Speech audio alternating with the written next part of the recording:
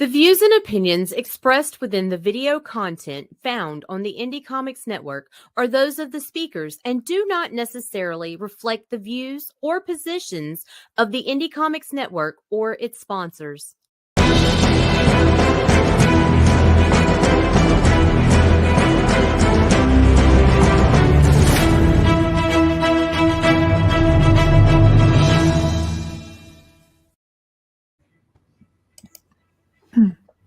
Hey everyone, Hello. It's Friday, it's 3 p.m. Eastern Time, and I'm with my dinosaur friend Dapper.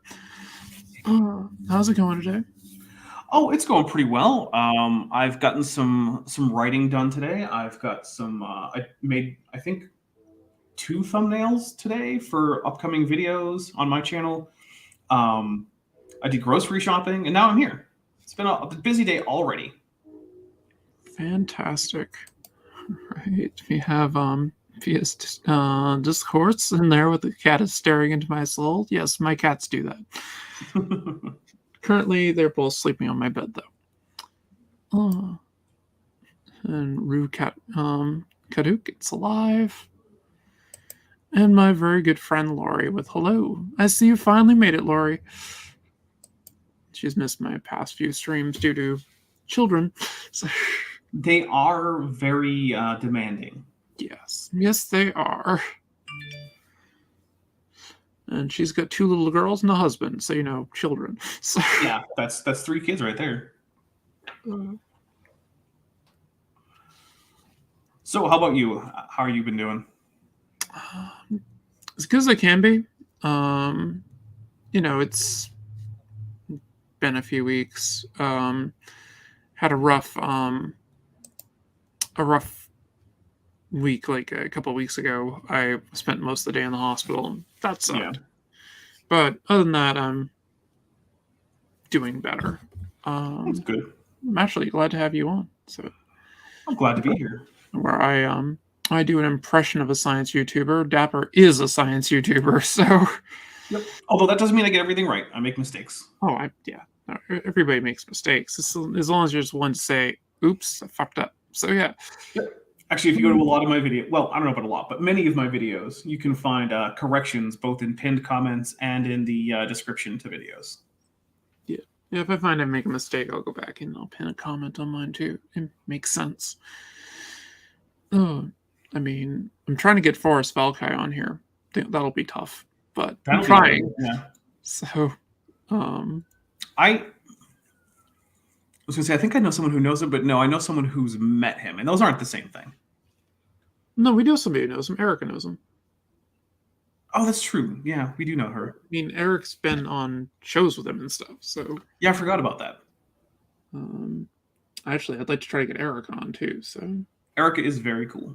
She's also very, very busy lately. And that's why I haven't asked Erica, because I know she's finishing up her doctoral stuff, so... Mm-hmm. But yeah. So what art are we working on today? Oh yeah, I should probably show that off, shouldn't I? I think so. Okay. Right, so this is what I'm working on right now, which is my interpretation of the Dapper Dinosaur. This is very cool. So this is... Oops. Wrong one. Those are my pencils. Okay. And I drew this all by hand, traditionally, and then I scanned it in, actually today, and I started inking it earlier. Nice. I typically turn all my line art red when I'm doing inking, because it's just easier to look at when I'm doing it. Yeah, no, I get that. Yeah. Oh, and Icarus is here. Hi, Icarus. Oh, some of your fans are coming in. Very, very cool. Yeah. That dinosaur looks very, very dapper. No, I'm hoping so. I remember you had a hat and a monocle, so I had to do it. So. Yes, yeah. You even gave me a monocle chain, which is something I didn't bother with. I have a spot for the monocle chain if I had one, but I'm just like, no, I'm not going to make a tiny little chain that no one's going to see. It's going to take too much time. Yeah, I can understand that. I mean, yours is mostly just kind of getting away with what you have there, and it's not like huge on the screen or anything. Right. Yeah. Look, the fact that I run a cloth simulation on my tie when I animate so that it kind of like waves around like it should is already probably going beyond what I need to, because people basically only notice the tie when I screw up the cloth simulation. Oh yeah, I gotta put the tie in. I'll have to do that. That actually won't be that hard to add. I mean, yeah, I guess you could put the tie in right there in the middle. Yeah, because I can make it start to come down over here, basically in this kind of area. Yeah. So. Yeah, there's also no attachment point for the tie. It just is stuck to my body somehow. So in other words, I'll use staples. Got it. There you go. Yeah. Well, like the thing with the avatar is like it's not intended to be something that you would expect to see like in real life if you came across a Ceratosaurus or something. It's intentionally a little bit on the goofy side.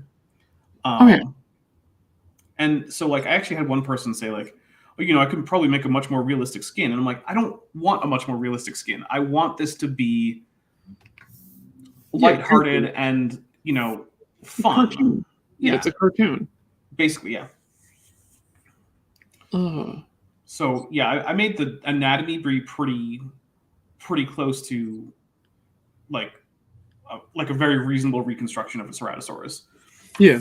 But when it came to like coloring it in and putting in like clothing and whatnot, that was intentionally a bit more stylized to keep it friendly. Yeah, I mean,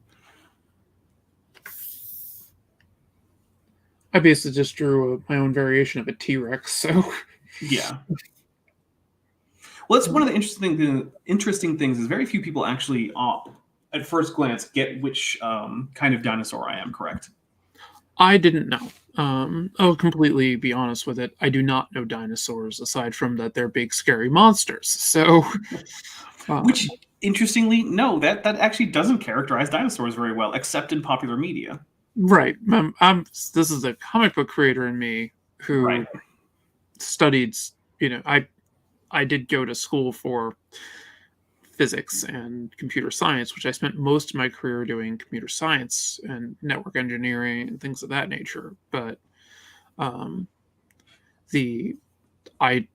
don't know a lot about paleontology or anything of that nature. So not many people do. No. Like I've read many paleontology papers. Most people have read 0 paleontology papers. Yep. I did read a bunch of papers recently on Ophiocordyceps, though. So. Well, that is interesting and in the news. And if you read the papers about Ophiocordyceps, you will find that it's the chances of it ever being able to infect humans are essentially 0. Pretty much 0. Yeah. I think my quote on my show a few weeks ago when I was talking about them was, you have a better chance of developing mutant powers than you do these things affecting you. Yeah, basically. But then again, I mean, that's, of course, in case anyone is unclear, this is in reference to The Last of Us, which has recently had a boost in its visibility as a result of the so far excellent adaptation, which is on, I believe, HBO Max. Yep, first 4 episodes have been utterly fantastic. And I'm looking forward to tonight. They're airing the 5th one, so call out to HBO Max with that because they don't want to interfere with the Super Bowl. Well, speaking of the big game, as I call it, so as not to get sued, I'm actually having counter programming that is going to interfere. So if you go to my channel at 4 p.m. Pacific, which is 7 p.m. Eastern, which is about a half hour after the game starts, I will be streaming my Superb Owl special, which will start with some owl facts. We're going to have owl facts at the beginning, and then also we're going to look into this is what I do on the channel mostly is we take a look at some silly pseudoscience and then attempt to, in explaining what the pseudoscience is getting wrong, also teach the actual facts of the matter in terms of science. Yep. And so I'm going to be looking at an article from an organization called Answers in Genesis, which is a young Earth creationist organization that's headquartered in the United States. And they have some fairly major facilities in Kentucky, including a museum and a Noah's Ark theme park. Yeah. And they funding on that, which is even Well, more. they got tax breaks. Technically, they did not actually receive funding. Well, that's better. Yeah, and it is an important distinction. Yeah. I always thought they got the tax. I'm happy I'm wrong on that. Yeah. So basically, they got tax breaks in exchange for their promises that this was going to improve the local economy by bringing in tourist money. The degree to which it's done that is very questionable. However, there's when you apply for those kinds of tax breaks on that kinds of grounds, like it's not like you're guaranteeing tourists will come. You convince people that you think they will, and if the government agrees that they probably will, then you might be able to qualify for it. They did also come very close to losing their tax exempt status for their discriminatory hiring practices. Yes. And they also tried to escape some other taxes by transferring the theme park to a nonprofit that is owned by the same guy as who owns the for-profit side of the enterprise. But then they were informed that then they would lose the other tax breaks, which were more significant. So then they transferred it back to the for-profit side. It's all very complicated and a little more than a little bit shady. But anyway, we're not talking about that on the show. Instead, we're talking about the fact that they have written an article complaining that other young Earth creationists are too accepting of the idea that birds are dinosaurs. And so we're going to go and talk about why, yes, in fact, birds are dinosaurs. So, because in case anyone here doesn't know, birds are, in fact, as much a dinosaur as a stegosaurus or an allosaurus or a tyrannosaurus or anything like that. Yeah. They're reptiles. Yep, they're reptiles. They're specifically dinosaurs. They're just as much a dinosaur as anything that you might see in a museum. Yeah. They're a very specific subset of dinosaurs, which is why they're very distinct from other dinosaurs. But that's also true for all the other subsets, right? So, like, ankylosaurs are a very distinct subset of dinosaurs. That is very true. So, yeah, that's what we're going to be doing during the big game, if you will. Oh, that could be interesting. If my D&D game doesn't happen, I'll probably be watching your stream. So, well, there you go. Well, I figured my audience probably has a fair portion of people who are not interested in sports ball. Yeah, I'm not really into sports ball too much. If it's a local team, I'll watch it, but I mean, the Patriots have won enough.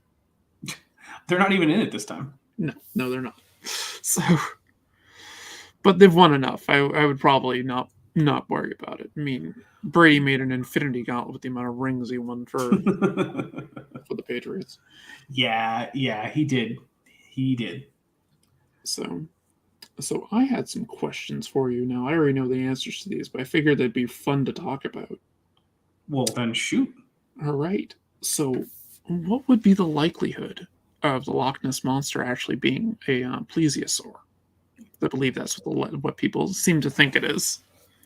So I try never to say 0 or 100% for likelihoods. Right. Well, it's science, but yeah. It's as close to 0 as I could reasonably ever get.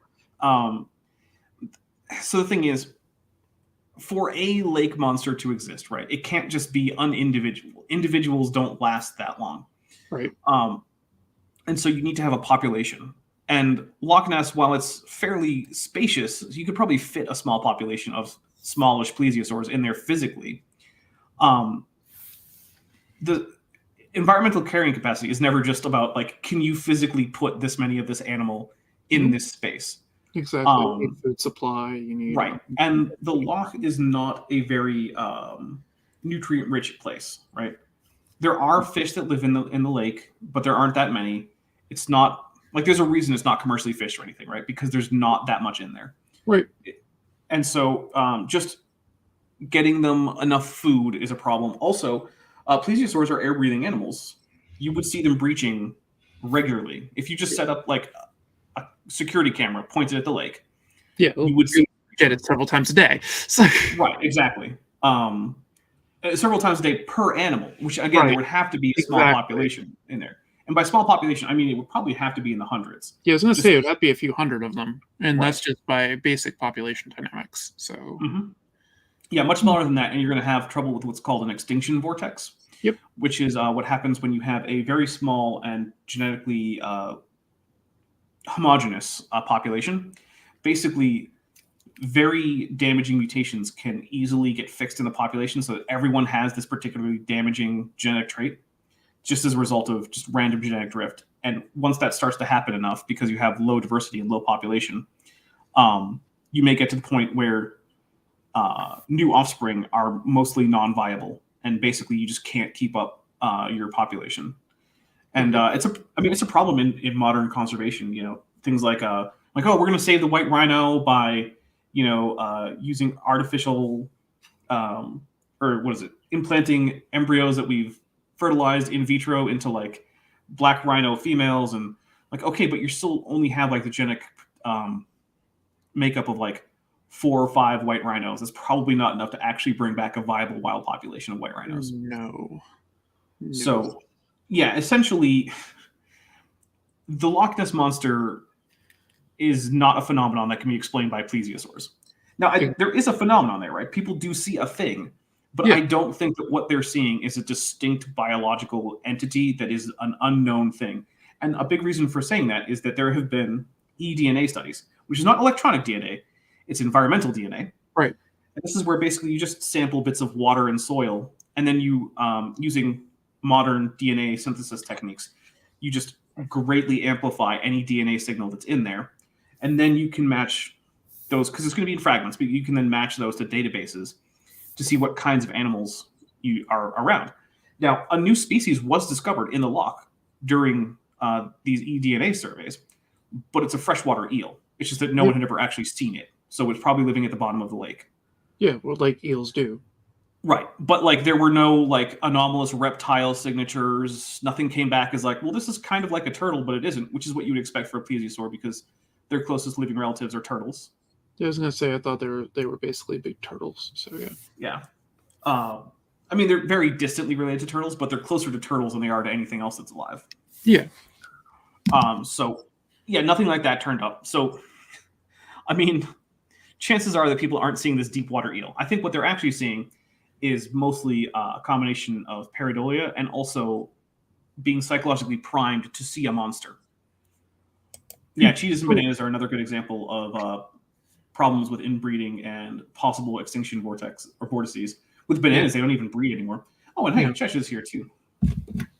Yep, and yeah, cheetahs are, they have issues right now.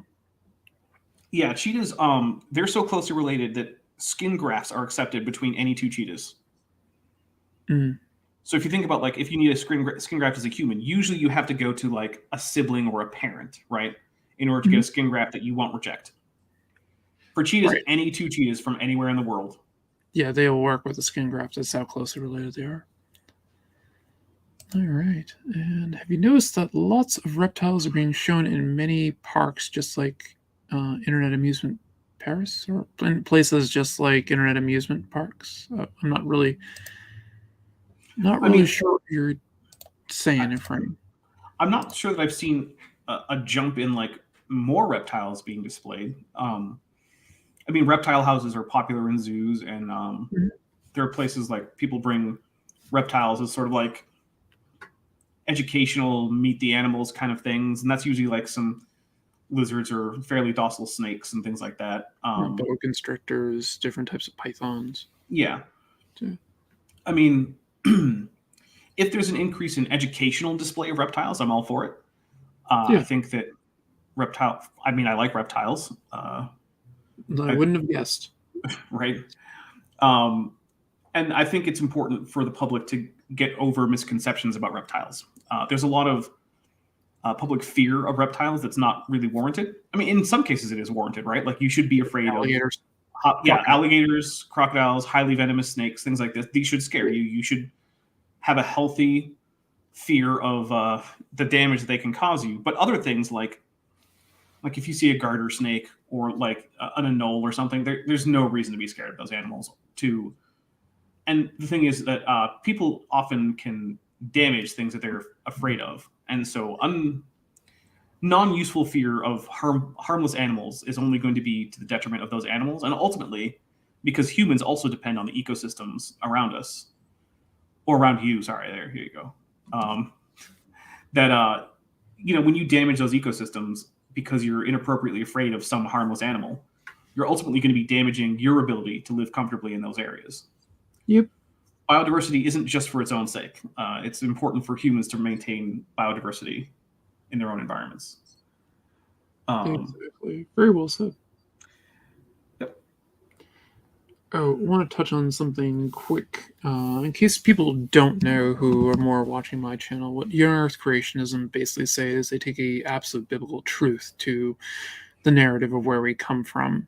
And that means... Well, even then, they do so hypocritically because they like to reject certain literal parts of the narrative. Yeah. So they're very like pick and choosy about certain bits because they don't want to pretend that the Earth is flat, because that's a bridge too far. That is biblical. And they also believe the Earth is only like 6,000 years old.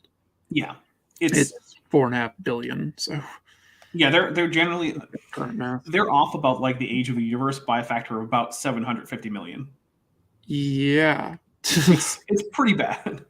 It's about as bad as saying that like the moon, which is very very far away, is actually about as far away as like your next door neighbor. That's about the same level of like wrongness, or like saying that someone who's like an average size person is actually about a few hundred miles tall. Like no, that's not how this works. Yeah, cheetahs they're in a tough spot.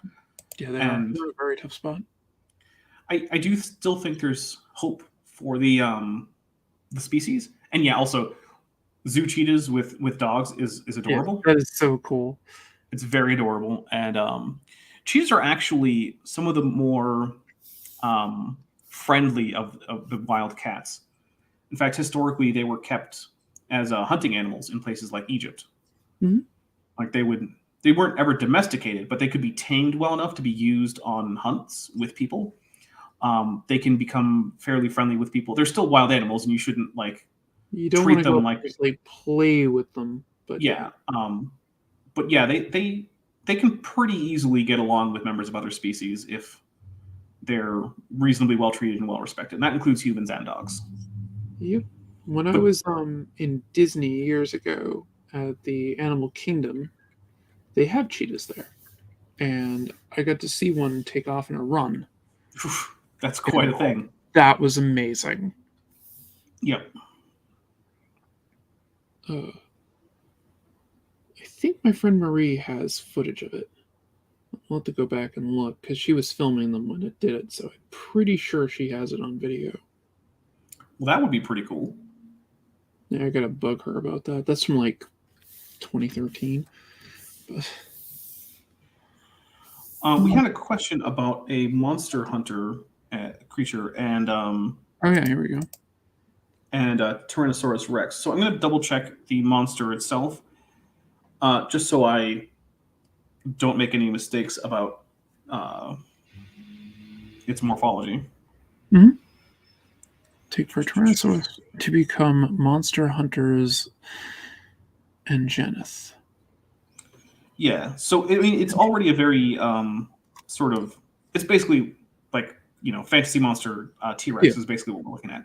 Yep. So there are some obvious problems with the design of the Anjaneth as a T-Rex descendant, right? So some of the bigger problems involve the hands. So the hands have wrists that are twisted in a way that's very unlikely to evolve from dinosaur hands. Dinosaur hands, with extremely few and extremely odd exceptions, have their palms facing each other when the arms are basically just at rest. And the only way you can get the palms to face down is actually by lifting the whole arm up to the side and swinging the whole arm, because the radius and ulna of dinosaurs fit together in like one fits into a groove on the other, which prevents them from moving relative to each other, which is how you can move your hand so that your palm can face up to the sky, and then you can twist it without moving the rest of your arm so that your palm faces down to the ground. Dinosaurs can't really do that. The only way they can change that orientation is by moving their shoulder. So there's that. There also seem to be odd like spikes on the tail that I don't know. I guess I can't say that's impossible, but I don't see what use they would be or what they would be evolved from. There's also a minor problem with the tongue, which is that the tongue of most dinosaurs are probably pretty well attached to the bottom of the mouth, kind of like an alligator or a crocodile tongue, where they can move it back and forth a bit, but like they can't lift it up and have it like wiggle about or anything. But other than that, it's actually, as far as monster hunter creatures go, it's one of the fairly plausible type ones to have evolved from some kind of dinosaur. And yeah, it looks vaguely tyrannosaurian. So overall, I would say if you had late surviving tyrannosaurs, the chances of them evolving into something that looks like that is not too bad. I mean, there's some weird stuff like the weird shape of the back and whatnot, but you could just chalk that up as like, oh, weird sexual selection. Oh, yeah. They do also seem to have really gigantic iliac blades, but I guess you could say that's just more powerful feet for prey acquisition, especially in a world like Monster Hunter where a lot of the prey species are also gigantic, terrifying monsters. Then maybe that would excuse the extra leg strength, because I mean, Tyrannosaurus is basically a foot and mouth hunter. Like, that's it. Feet for prey restraint, mouth for actual damage. Yeah. The fire breathing aspect, no. Yeah, that's just a no. Yeah, no. Fire breathing dragons aren't a thing. There have been like proposals for like biologically plausible mechanisms for breathing fire, but the problem is that why? What advantage do you have to starting to breathe fire that you don't have from just running down your prey, which is a lot easier and a lot safer? Yeah, and you don't set yourself on fire. Right. So the fire breathing aspect, I'm just going to ignore that as a whole. Is like, if you want to know the chances of anything evolving to breathe fire in terms of like tetrapods, the answer is just essentially 0 chance. Yeah, it's too minute. Yeah, the closest we have to fire breathing is like the thematically similar venom projection out, like venom spitting. Yeah. Which is, but similar. So yeah, and a lot of the legends of at least the Western legends of the dragon come from basically a monitor lizard.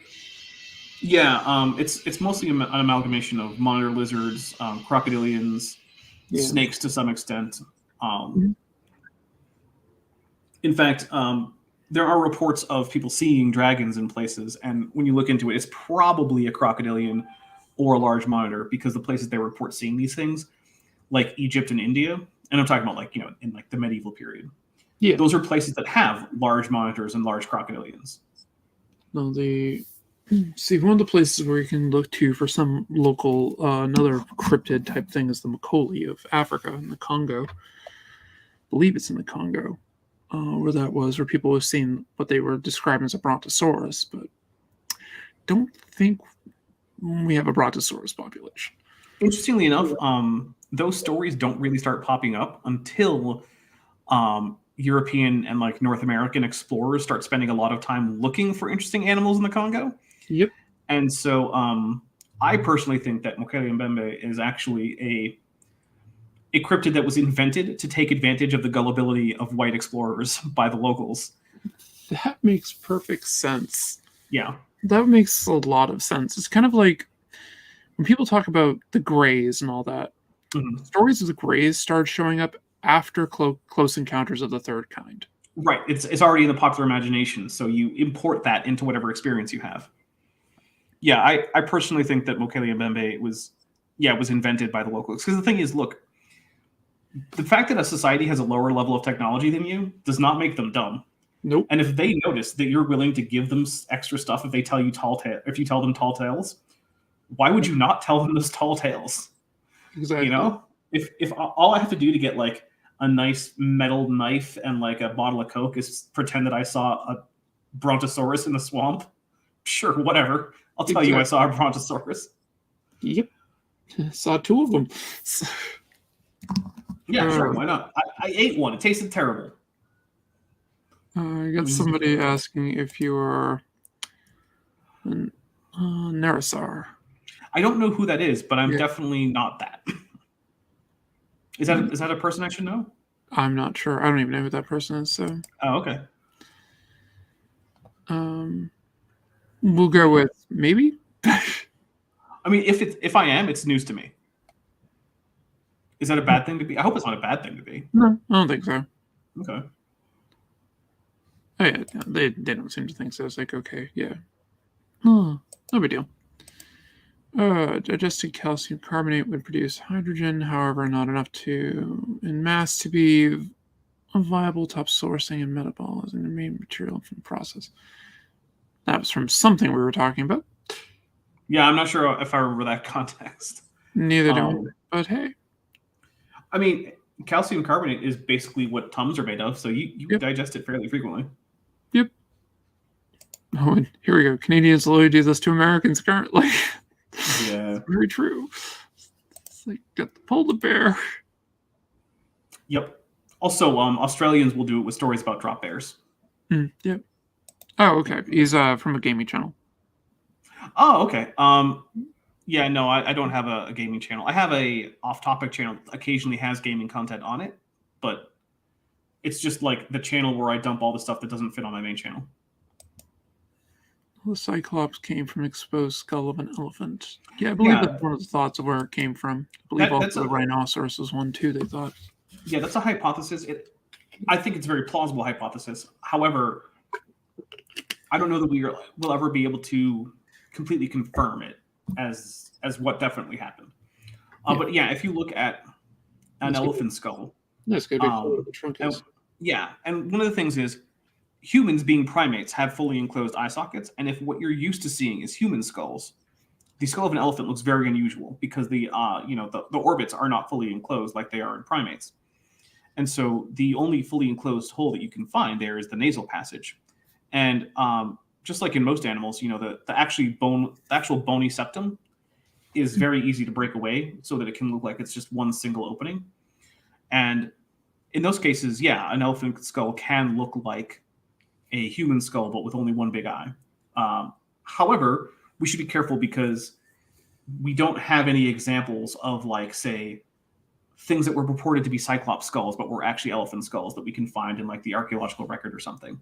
Right. So while I do think it's plausible, and I think it's a perfectly reasonable supposition to say that's possibly where the Cyclops myth came from, as someone who got a degree in history, it's important that we be cautious when saying that this is what happened, because in this case, it is a plausible hypothesis, but it is not something we can really say with great amounts of confidence. Oh, about dragon's fire breath. That's what the calcium carbonate was. Oh, okay. Yeah. Yeah. Also, for other reasons, it's not great to just have a whole bunch of hydrogen floating around in your digestive tract. Yeah, that could make an interesting boom. Yeah, it can make an interesting boom. Also, it's highly reactive, and so it's going to mess with a lot of the various chemistry that's going on inside of you, even if it doesn't go boom. Well, it gives a new idea to passing gas. True. Yeah.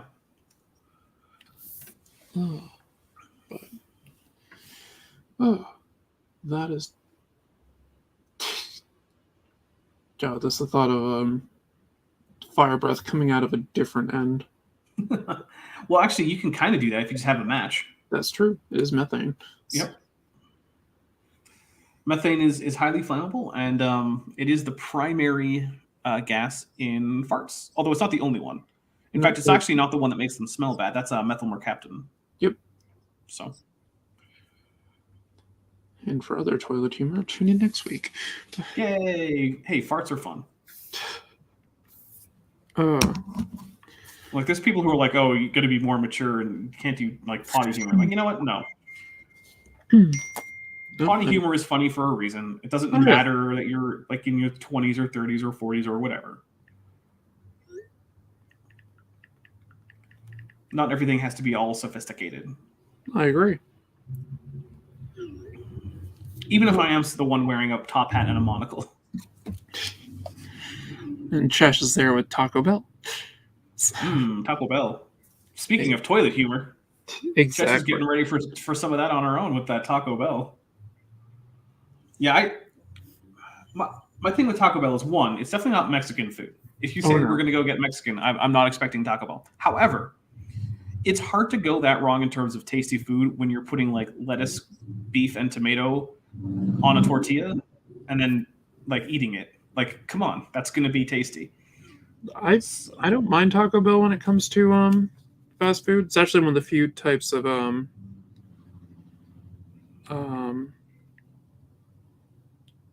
it's one of the few types of fast food that I can actually eat. So, Okay. like I can't eat McDonald's. It just tastes absolutely horrible to me, and I feel sick when I eat it. So I think like 2 months ago or something, I had a cheeseburger from McDonald's, and I was just like, yeah, it's a cheeseburger. And I was, it's not official. yeah. I like cheeseburgers, so it's not like I didn't like it, but like it wasn't anything that was special. Yeah, But then again, it was also like $1.50, so like who cares? yeah. When I was it right around this time last year, I had gastric sleeve surgery because I am very sedentary in my life, being effectively a full-time comic artist, and the fact that I'm disabled, so I don't move around very well. COVID wasn't very good to me, and I put on way too much weight. Yeah.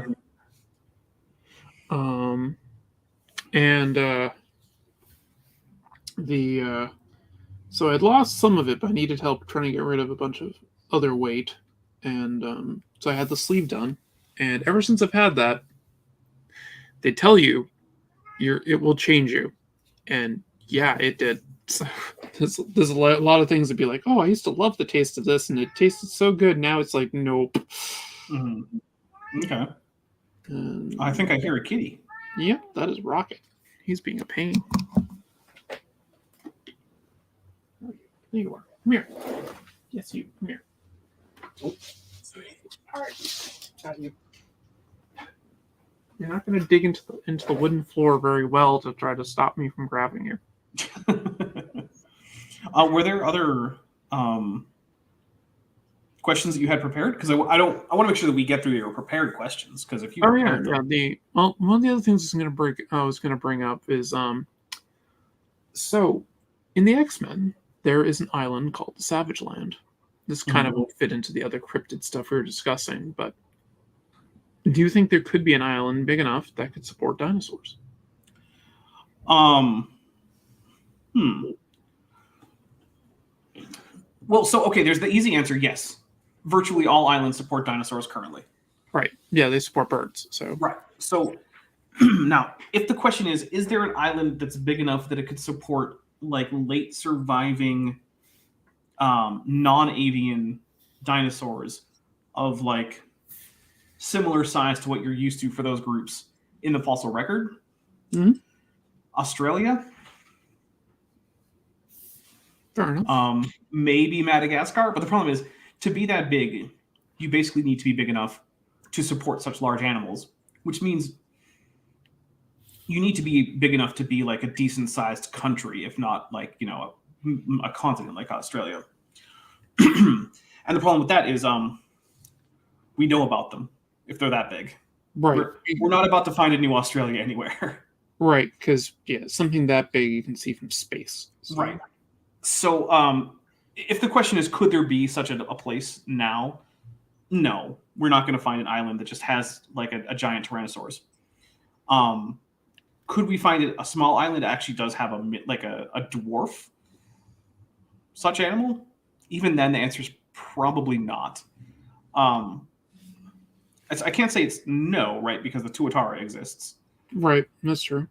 However, for that to happen, you would need to have a population of these non-avian dinosaurs that has been around continuously since the end Cretaceous, living in places, not leaving fossils, and then also maybe island hopping, possibly, which is not easy to do. Island ecosystems don't tend to persist, nor do they tend to spawn the animals of the next island that pops up, right?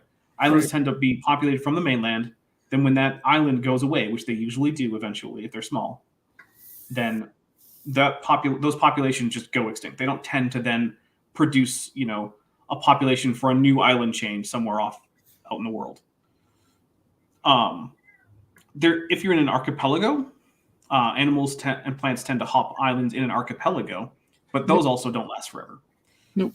So, while I can't say it's completely impossible that such a thing could occur, it's extremely unlikely. I know all the cool ideas that you have in like comics for science stuff. It's like, well, no, that's not. Exactly.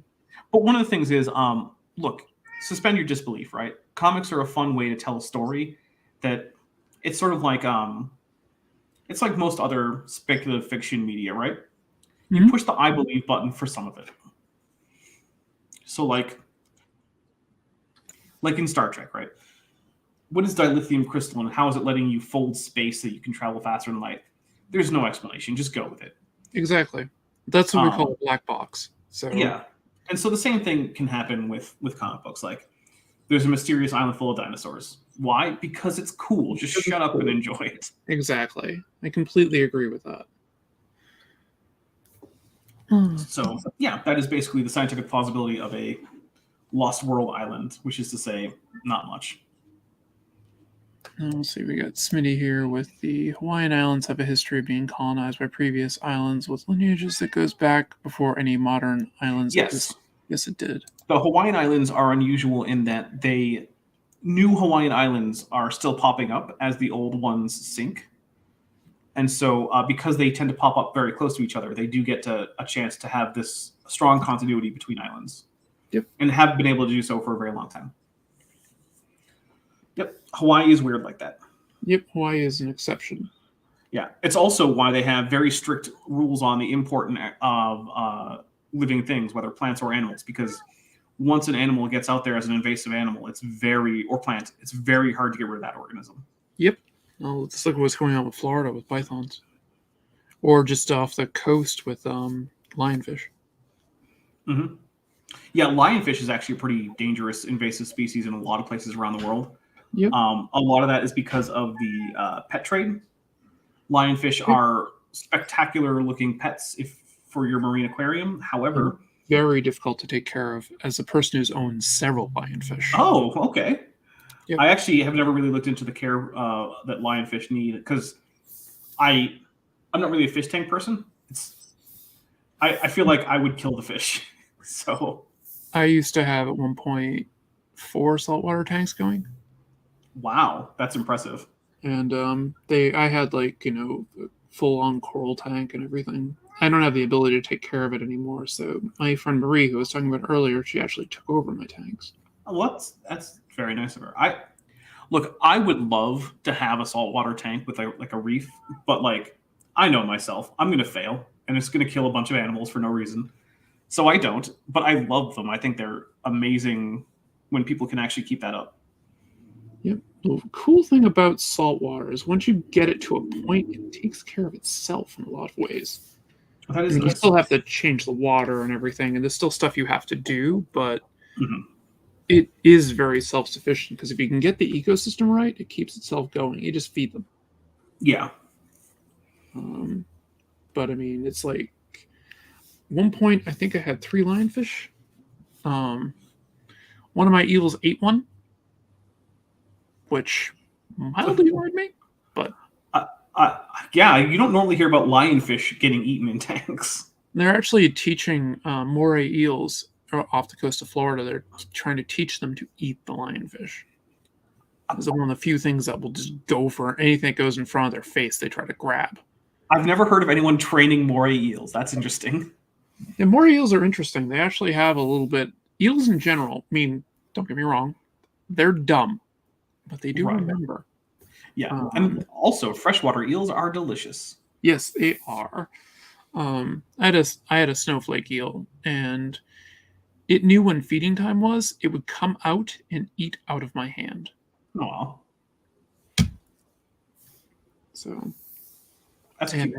I had a dwarf lionfish in there, and it swam right in front of it. Didn't need to eat that day. So, whoops. Was a little annoyed at Adam for that, but oh well. Hey, it's an eel doing eel things, right? I couldn't berate it. I mean, it was the tank was specifically an aggressive tank, so everything in there has an attitude. Yeah, well, that's one of my things with pets is if you're going to get angry at a pet for doing a thing that kind of animal does, you probably shouldn't have that animal as a pet. Right. Like I had a spiny puffer in there. I had a triggerfish that ate my beautiful blue lobster. That annoyed me. Especially because I was specifically asking about if the lobster would get along with the triggerfish, because I knew triggerfish had this thing for going for crustaceans and all such things. And I'm like, will it go for the lobster? Like, no, it should be fine. No, it wasn't. Just rip the thing apart. And this is a good sized lobster. I mean, lobsters can be pretty darn big. Yep.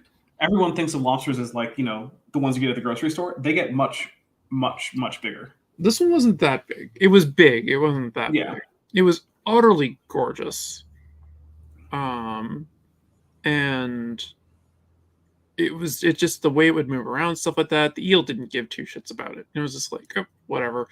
And the triggerfish one day just went, well, I'm hungry. This woman's slow at feeding me. Tore it apart. Yikes. Oh. At least you didn't have any of the mantis shrimps. They'll break your tank. Yes, they will. The pistol shrimp. Yeah, they can hit their fists together and cause a boom sound. I did have one of those into a tank that slipped in. It was a rider on a piece of live rock. Yeah, that'll happen. I put a few things into the tank to get rid of it. I didn't hear it again. Well, then hopefully it worked. It did. Yeah, I just put in a few things that will go after shrimp into it that were smaller fish. I forget the fish type, but they're beautiful little fish. I just moved it from one of my other tanks into there. I'm like, this will take care of the problem. Nice. But yeah, those are scary. So the other fun cryptid. Now, my opinion is that these things pretty much, I won't give 100%, but I don't believe that they exist. Things like the Yeti or Sasquatch, stuff like that.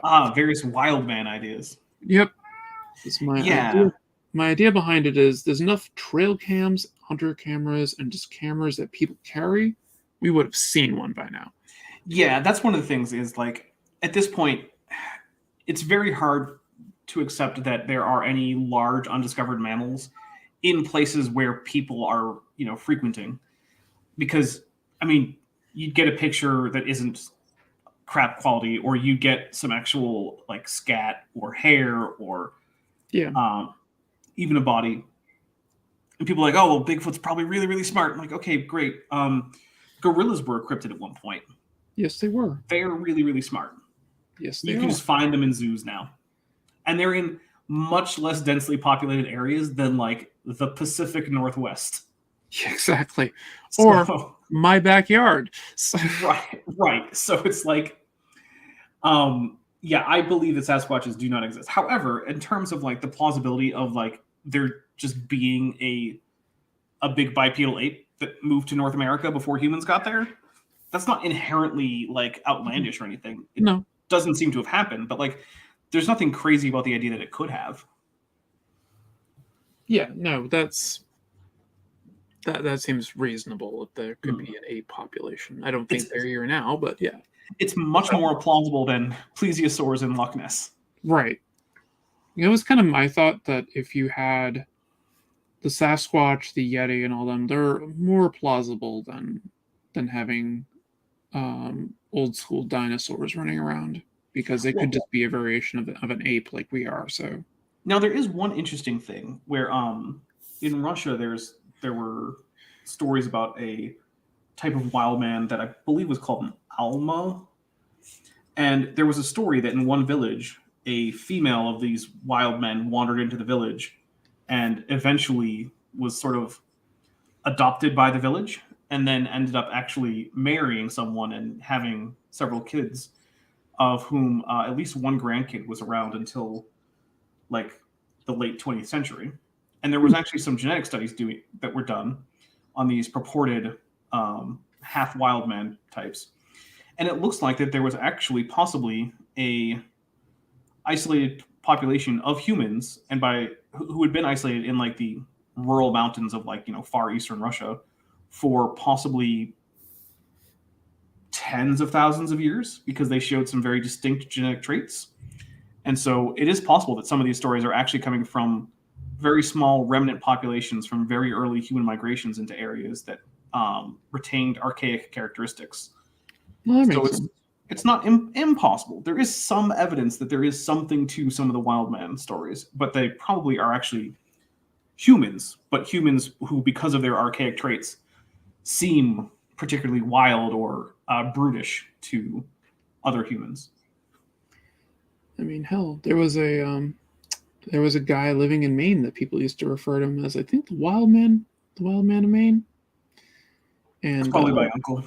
yeah, he basically lived off the land for like 20, 30 years and was a very hairy guy. And I guarantee some of the Sasquatch myths of the area definitely were identifying him.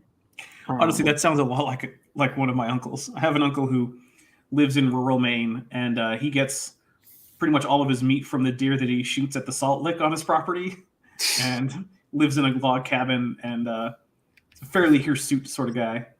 Yeah, this guy was he literally he didn't live like in like a log cabin or anything. He lived off the land, and basically he would break into places and steal people's stuff. I'm pretty sure my Go uncle back isn't, into the woods. pretty sure my uncle isn't doing that, but I guess I can't say for certain. It's not like I see him all the time. Yeah, he went to jail for a bit, and what was it? He's I think he wrote a book or something about his life. But yeah, he just was a random guy who just decided one day he's like, nope, and like disappeared into the woods. Society is for losers. Yeah. I mean, except for the breaking into people's places, I mean, fair enough. If you want to just abandon society and go live in the woods, I say have fun with it. Just, don't steal people's stuff when you're doing it. Yeah, that's kind of my thought. And like people would leave stuff out for him too, basically to get him to stay away from their shit. So I mean, hey, that's just an offering. Yep. But I guarantee that there are some Sasquatch tales based on things that he did. Yeah, or at least similar things that have happened throughout time. Yep. Yeah. Because, I mean, for some people who are good enough at surviving, just retreat to the wilderness has been an option. I mean, there's a reason why, like, in the history of, like, big empires, they tended to have trouble getting, control of, like, mountain areas. Because what are you going to do? You going to send in a legion to the mountain? No. Right. So, yeah, no, I think that's pretty plausible. So, yeah, there are real world things that can cause these types of wild man stories, but they aren't just like late surviving Gigantopithecus, probably. Exactly. It's fully a fae folk in the of the woods now. Yeah, basically, yes. That's exactly it. Yeah. It's true. The legends were real. We're a little bit wrong about exactly what that was about. It comes up with my other thoughts on ghosts and things like that. I kind of feel the same way. Same with like Sasquatch, like where people saying, "Oh, well, the Sasquatch sightings and things." I'm like, well, there are people who see ghosts all the time, and I haven't seen any good evidence that presents that there's a ghost around either. We have enough cameras and other such stuff. We would have gotten one by now. Yeah. And the little thing peeking around the corner isn't a ghost. It's a crappy malfunction of your camera. Yeah, orbs. That's what you call autofocus dust. Yeah, that's dust. That is literally dust. Well, we got the sightings of orbs. It's like, oh, so somebody stepped on a dirty right. So there's rug. There's dust that's out of focus. Got it. But I love telling stories about ghosts and things. Oh yeah, I love a good ghost story. In fact, hell, I watch a lot of ghost YouTubers just because they're fun. So. Look, I watch a lot of stuff on like YouTube or like TV that's like, this is completely nonsense, but it's entertaining nonsense. Exactly. Like a friend of mine and I have been going through like season 1 of The Unexplained with William Shatner. Oh, I love that show. It's ridiculous. Almost everything in there is like, that doesn't make a lick of sense. But you know what? It's okay because we have fun doing it. Exactly. Oh, Laurie's loving the show today. Just listening to the two of us ramble about weird science stuff. So. Hey, I mean, look, this is what I do, right? Like I take topics and I talk about them. It's good having you, Laurie. I'm glad you made it this time. And I'm assuming you're picking up the kids. So, hope they have a great weekend. Oh yeah, it is Friday. Yeah, it is. All Right. day. This month, I'm just thinking about it in terms of how many days until Kerbal Space Program 2 comes out, and the answer is 14. Fair enough. Yeah, because that's my next big highlight for me personally this month. Is the game I've been waiting for since 2020. Yeah, that could be a fun game to play. I've been playing Bloodstained Ritual of the Night lately, so. Smitty asked, didn't Spock and Riker also do Weird Spooky Tales TV shows? How many other Star Trek people did the same thing? So Spock did a Mysteries of the Universe thing. Yeah. And it wasn't all spooky stuff. I think there was some stuff that was just like, space is weird, guys, isn't it? And that is true. Space is very weird. Yeah, it is. Jonathan Frakes also did the show where like some of the stories were true and then some of them were fictional, and you were supposed to try to figure out which one was which. Yeah, it was I think it was called Fact or Fiction. That sounds right. I know I've used some clips from it before because Jonathan Frakes saying "we made it up" is always entertaining. That and this is false. This is completely false. Not true. Totally false. Yeah. It's like that show is great. I have like the supercut of all those like on my hard drive so that every once in a while I can just toss one into a script and like, hey, put in a Jonathan Frakes clip here, so that when the video comes out, you get a quick little Jonathan Frakes cameo. I want to get those from you just so I can put them randomly into my stream on occasion. Let me know. I can send it to you. Actually, I like to put at least a few little like references to various like TV shows or movies or whatever. Sometimes fairly obscure ones. Sorry about that. I think my last one was I put in a clip from the 1981 horror thriller Possession in a video. And that's I wouldn't call it obscure, but it's definitely not like as mainstream as like say just like putting in like a Poltergeist or something like that. I actually have the Blu-ray of that sitting over on my table. Wow. Right now. So I have to sit down and watch it. A friend of mine's like, "You haven't seen this?" I'm like, "No, it's always been on my list of horror movies to watch." Hey, it's got the Dinosaur Man back before he was the Dinosaur Man. Yep. Sam Neill. Yeah, because that's 1983, I think. 81, I believe. 81, yeah. Also, Shudder just put it up onto their stuff, too. That's where I saw it most recently. Fair enough. Yeah, because I actually, where is it? Make sure I don't run over a cat. No, I'm not moving for you.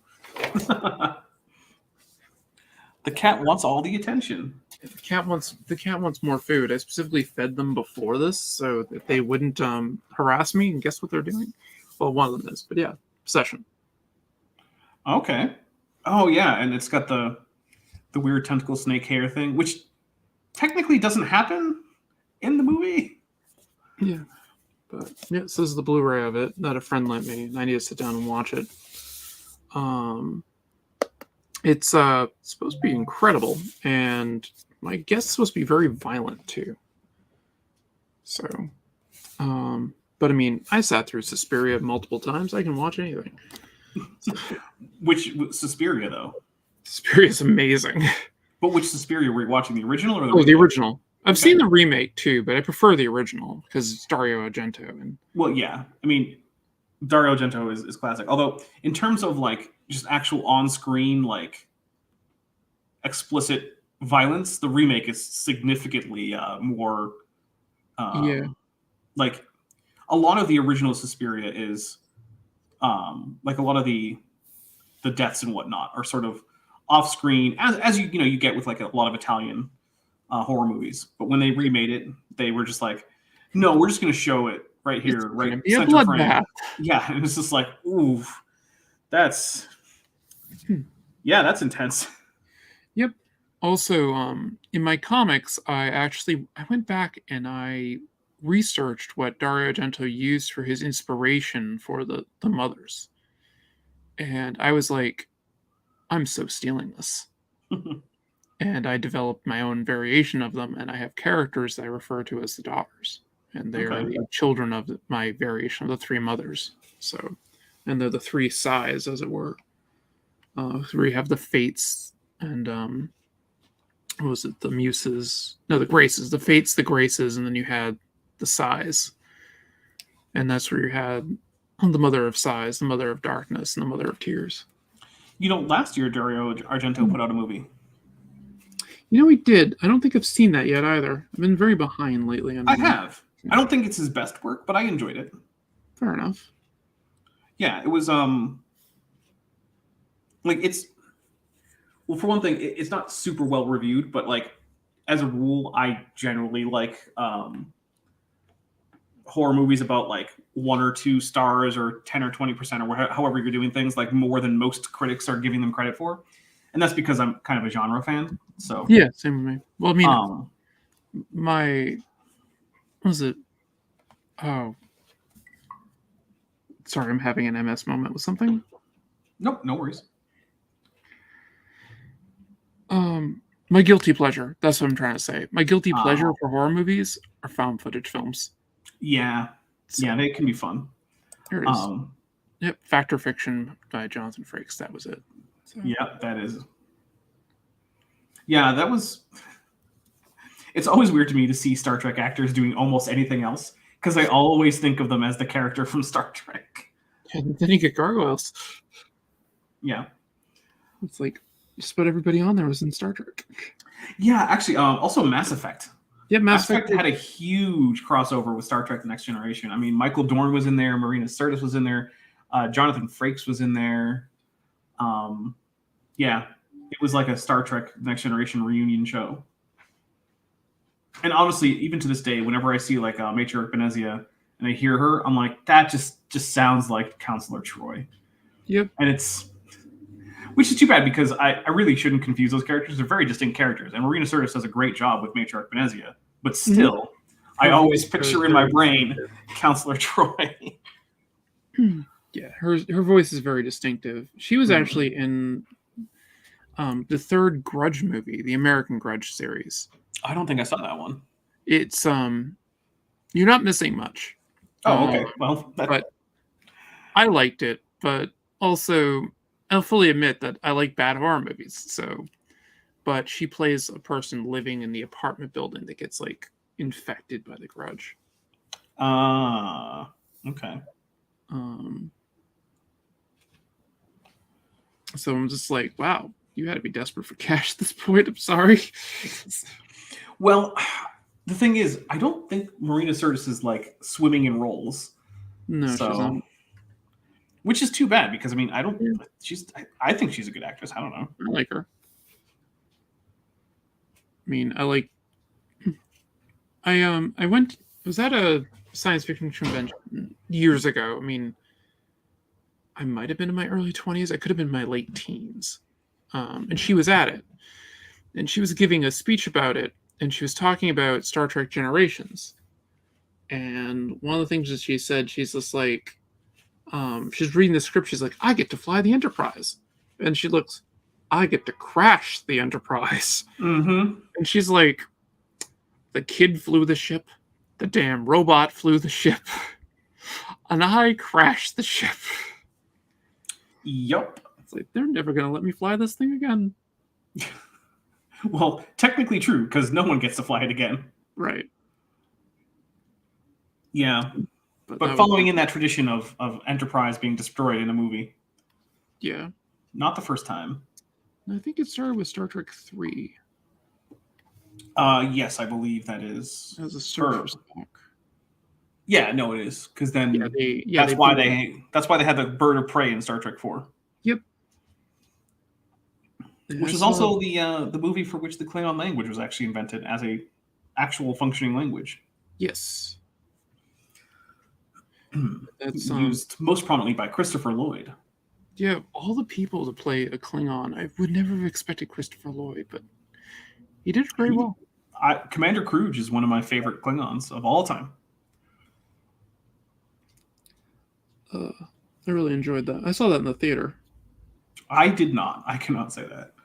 I saw that in the theater, and I saw Star Trek 4 in the theater. I don't think I saw any of the original cast movies in the theater, now that I think about it. Which is too bad, because they were, as a whole, better than the Next Generation cast movies. Yeah, I would agree with that. I mean, I enjoyed First Contact, but I just felt the Borg was well. Actually, what I should say is after Star Trek 4, I really didn't want to see time travel again. Yeah. Also, why do you wait to get to Earth to time travel? Yeah. See, the problem with time travel plots is that there's always some way easier way to accomplish your goal than what you're actually given. Like, so in Star Trek First Contact, it's like, oh, the Borg travel to Earth to time travel back in time. Okay, look, the Federation is only a few hundred years old. You just travel back in time while you're in like the Gamma Quadrant, then fly to Earth when there's no big defense force, then assimilate Earth. Then you don't have to worry about the, Picard and Data and Riker and whatnot coming back in time to stop you. Yep. Or like in Generations, Picard realizes that he can leave the Nexus at any time he wants and go anywhere he wants to. He's like, I know. What if I go back with barely enough time to stop Soren from destroying the star? Like, dude, go back to when he was on 10 forward and punch him in the face. Yep. Just do that. Then you don't have to kill off Kirk. You don't even need his help. And you've just solved the problem. There doesn't have to be this tense fight where, like, maybe the star is going to be destroyed anyway. Like, just do that. But no, we need a big dramatic fight scene. So we're going to do the stupidest imaginable thing. Because Star Trek has always been about the big dramatic fight scenes. Oh, wait, no. That's generally not what Star Trek is supposed to be about. Nope, that was actually one of the reasons why the motion picture failed. It wasn't about the big dramatic fight scenes, and they were coming off Star Wars. Nebulon said, I made my roommate watch The Undiscovered Country, and she couldn't get past the fact that General Chang was the dad from The Sound of Music. Oh, that's so true. I forgot about that. Yeah. It's awesome. I mean, I can get past that one. For one thing, those movies are very far apart, so it doesn't look very similar. Yeah. And also, the Klingon makeup also makes them look pretty different. But, yeah. And you have such great lines in The Undiscovered Country. It's like you haven't read Shakespeare until you read it in the original Klingon. Hey, that's why on my bookshelf I have Hamlet and I think it's The Taming of the Shrew. No, Much Ado About Nothing in Klingon on my bookshelf. That works. I could go grab it and quote Shakespearean Klingon. That'd be funny. Yeah. As long as we don't get sued by Paramount. So, yeah, the legal status of Klingon text is a little bit iffy.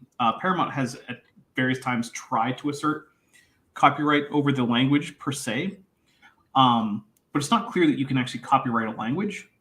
So the problem is that there hasn't actually been a test of this in court. So the last time they really tried to assert copyright over the Klingon language that I'm aware of was in regards to the fan film Star Trek Axanar. Right. I remember that. The thing is, though, that settled out of court, so it didn't actually establish any precedent. Right. But also, they had other more reasonable copyright claims about Axanar. Oh, yeah, they had a ton of reasonable copyright claims on Axanar because it was literally using the Star Trek mythos. Yeah, and actual actors reprising their roles from... Yep. Yeah, so, like, on the one hand, I think they should have let it go because it was a cool fan project that was not going to be selling tickets and was just going to be made for free. Yeah, so it's going to be released on YouTube. Yeah, it was only going to give them free advertising. Yep. However, I guess I get it, but also it means that there was no precedent set about the Klingon language. So, like, can you use Klingon in your own productions? Well, the Klingon Christmas Carol has been doing annual productions in Chicago in Klingon for years now without being sued. And as far as I know, they don't actually have explicit permission from Paramount. I do know one of the head translators, so I guess I could ask him. Well, okay. It's not like we're best buds or anything, but we talk occasionally on Facebook. Yeah, no, I have friends like that. I don't know what you mean. So, I mean, I guess I could ask him, but as far as I know, they're not officially licensed by like Star Trek or anything, and they don't use any like official Star Trek characters or anything, but it is a production entirely in Klingon that is a stage production that does operate for profit. So, and yeah, they haven't been sued. And also, a number of books have been released in the language that have not, as far as I know, been officially authorized by Paramount. Right. And also are like still up for sale. Like you can just go purchase them. So yeah, one of the things is you can't copyright facts, right? Right. And the problem is that a language can really be thought of as just a collection of facts. Like you can say, okay, what's the Klingon word for captain? And if I tell you the Klingon word for captain is hod, I've given you a fact. You can't copyright that. So then if I then use a sequence of these words in a sentence that is not itself copyrighted because it hasn't been written down anywhere as like a copyrightable work, can you claim it just because your company paid for the language to be made in the first place? I don't think so. I hope not, ultimately. Well, but maybe the other one that this comes down to is Elven and the Tolkien estate. Because there is Tolkien Elven. I mean, Liv Tyler referred to while working on the Lord of the Rings movies that there was literally a number that she could call that she referred to as 1-800-HELP-AN-ELF. So was speaking Elven. Yeah. I mean, there are Elven dictionaries and things like that out there too, and it's basically Tolkien Elven, Sindarin, and everything. So yeah, actually, I have a grammar of Sindarin that, as far as I know, is not authorized by the Tolkien estate. Yeah, languages are in that weird thing. It's like why Star Wars used a lot of African languages and things for their alien races. Like Ninub says something in like Swahili or something like that. I forget the language he's actually speaking in Swahili Return of the Jedi. Not copyrighted. Yeah, and I guess he says something very funny. That if you get somebody who's like a native speaker and sees it, like there reports them like laughing hysterically in the middle of Return of the Jedi when he's like spouts off and he's sitting next to Lando. Nice. I've never gone to look at what the language is. I know it's some weird language, and like I want to say Swahili because there's not a lot of people who speak Swahili. So, well, like, there are watching. What I mean, watching this show right now. Well, that's fair. There's a lot of people who speak Swahili.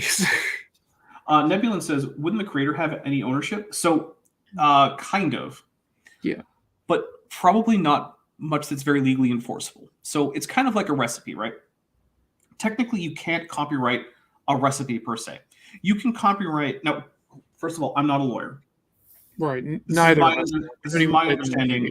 Yeah, if you need actual legal advice, you should find a licensed lawyer in your jurisdiction and talk to that person. Nothing that I'm saying here should be used as the basis for any court case that you're going to do, or even any potentially risky behavior you're about to engage in. Because that is not why I'm here. Right. So this is, again, my understanding and not legal advice. As far as I know, you cannot basically copyright a recipe, but you can copyright your particular expression of the recipe. So, for instance, if you provide some creative flair and I want to copy your recipe, I can't copy that creative aspect of it. I can copy the basic steps and the amounts of the ingredients. But like, if you put yours in the form of like a limerick, I don't get to copy the limerick. I can copy the recipe, but I can't copy the limerick. Similarly, dictionaries can be, Similarly, dictionaries can be copyrighted in that you can't like use their same example sentences or just pull word for word most of their definitions. However, you can write your own dictionary that has essentially the same definitions as everyone else's because those are the correct definitions. That's just a fact that's how that word is used. It seems like languages are probably in the same sort of zone where you can copyright things like if you create a language, you might be able to copyright the characters who use the language or particular poems or stories or songs in the language. But it's probably not the case, as far as I can tell, that you could stop someone else from making their own creative expression using the language. Now, in terms of what actually happens with constructed languages, well, for one thing, most of them actually don't tend to have their vocabulary and grammar published in an easily accessible way. So, for instance, if you wanted to use let's say you're a huge Marvel fan, and you're like, hey, David J. Peters, the guy who made Dothraki, he made the Dark Elf language for Thor 2. So you want to use that language for your own because you're just a giant Marvel nerd. Well, the problem is that there isn't really a published reference for the Dark Elf language, even though it was created as a constructed language by like the guy who makes the languages for Hollywood. Yeah, basically. He's like the guy too. So Yeah, there's a few others, but yeah. he makes a huge proportion of them. So like, how would you do it? Also, in cases like with Klingon or Tolkien, Tolkien's languages, the person who creates them is usually considered by the community to be the final arbiter of what is and isn't officially part of the language. So with Tolkien, it's harder because, you know, having died, we don't get any new examples of Tolkien Elvish. But with Klingon, many times a year, the creator, Mark Okrand, is asked for new words or to translate some idea that people are having trouble translating into Klingon. And he provides new words or uses older words with this particular meaning that we weren't sure about it having before. And that becomes, in the eyes of most Klingon language enthusiasts, new official Klingon. And they generally will reject neologisms from others besides him. So, does the creator have some ownership? In a not legally enforceable way, yeah. But in terms of, could you sue someone for using your constructed language? Yeah, probably not. I mean, you can file the lawsuit because at least in the United States, you can file basically anything you want. The question then becomes, could you win such a lawsuit? And I personally don't think so. But again, I'm not any kind of lawyer, especially not a copyright lawyer. Yeah. Yeah. Copyright law is very crazy. I mean, if you're working in comics, you usually have a loose idea of how it works. But if you really get a question, it kind of comes down to ask a lawyer. So, yeah, ask a lawyer. And if you're not going to ask a lawyer, then just don't. If it's questionable, don't do that thing. Yep. My legal advice is the same as my medical advice. Ask a professional. Yeah, ask the expert. Right. That is the closest thing I will give to either medical or legal advice is go find yourself an actual licensed professional in your area. Although I think I've also told people don't eat poison. I'm not sure if that counts as medical advice. I think that's common sense. Yeah, probably. Yeah. It actually has come up a bit because I cover a guy named Kent Hovind, and one of his things that he does is he encourages people to eat apricot seeds to prevent cancer. Oh God, he does do that, doesn't he? Mm-hmm. Fun fact, apricot seeds will create cyanide inside your body. Yep. You will get cyanide poisoning if you eat too many apricot seeds. Yeah, that's there's a Law and Order episode about that. Really? I did not know that. Yeah, it's about somebody who is I forget the law that's on the book in New York, but it's about basically the selling basically apricot seeds and promoting them as like a cure for cancer and stuff. Well, good. I mean, there should be a law about it. So here's the thing, right? Apricot seeds can kill cancer in a lab, but so can flamethrowers. Yes. That does not make it a good treatment because it also will kill all the other cells. The trick with cancer is that it's your cells, but you need to find a way to kill them, but not the rest of your cells. So just because it kills cancer in a laboratory setting, which the chemical in question, Laetrile, absolutely does, it just doesn't have a way to distinguish between cancer cells and other cells. And what this guy says is that, cancer cells have a special enzyme that allows them to break down the Laetrile into the hydrogen cyanide. It's like, well, okay, they do have that enzyme, but so do all of your cells. Any of your cells will break down Laetrile into hydrogen cyanide and I think one other sugar or something. I don't remember the exact metabolic pathway for the breakdown of Laetrile. But one of the immediate metabolites is just hydrogen cyanide. Do not eat it.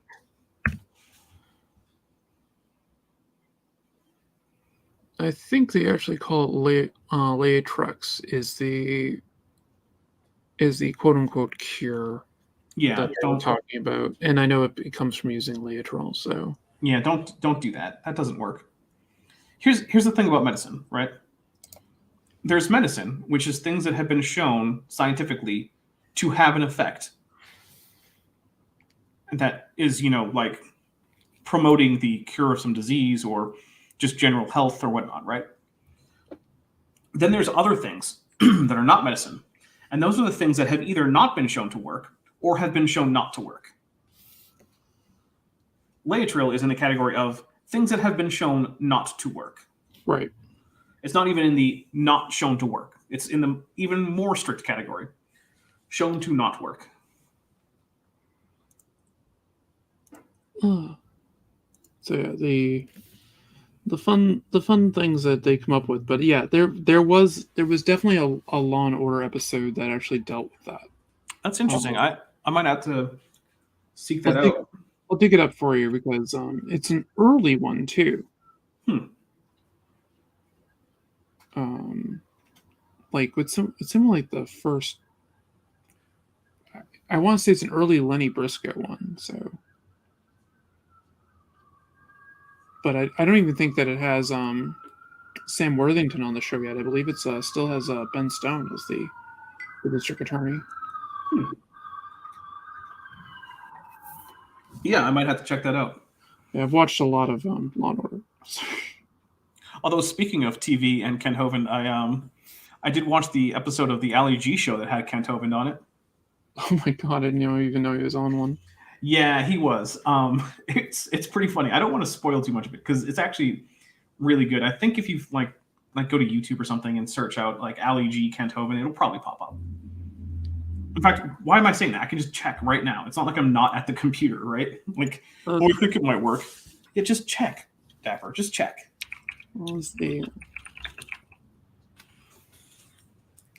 Have you heard Josh Bowen's impersonation of him? Yes, Dr. Josh has an excellent Kent Hovind impersonation. It's amazing. He did what was it? Let It Snow. In yes, he did. In the voice of Kent Hovind, and it was pretty amazing. Yes, he's even got like the weird little throat clearing cough thing that he does. Yep.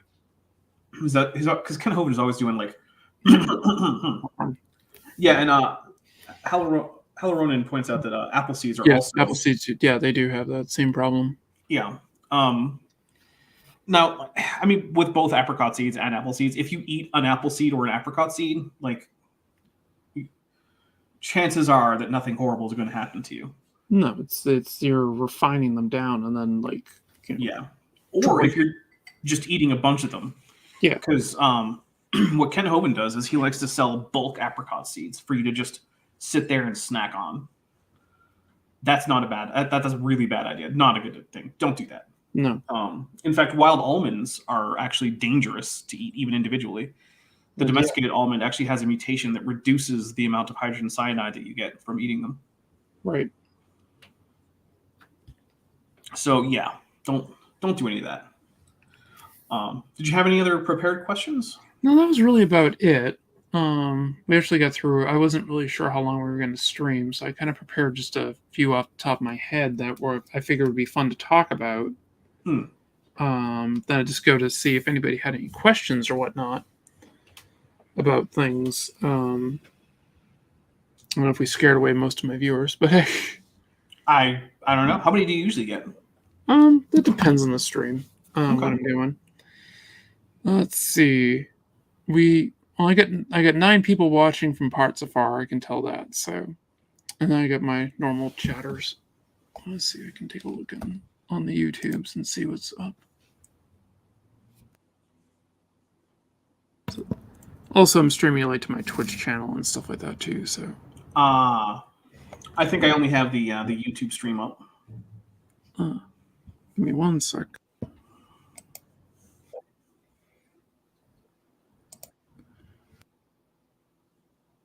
Did I save the stream? I did. The stream is going to be on one of my playlists for when I go on other channels. Be cool. That's definitely cool. I mean, to be fair, not that many people click on that playlist, but it's there. Well, that works. Yeah, there's 8 people watching us right now on YouTube. So okay.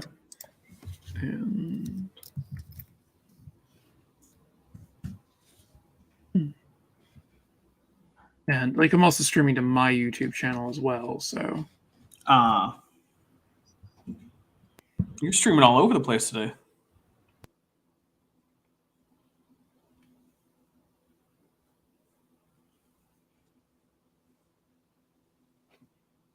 Okay, that I am.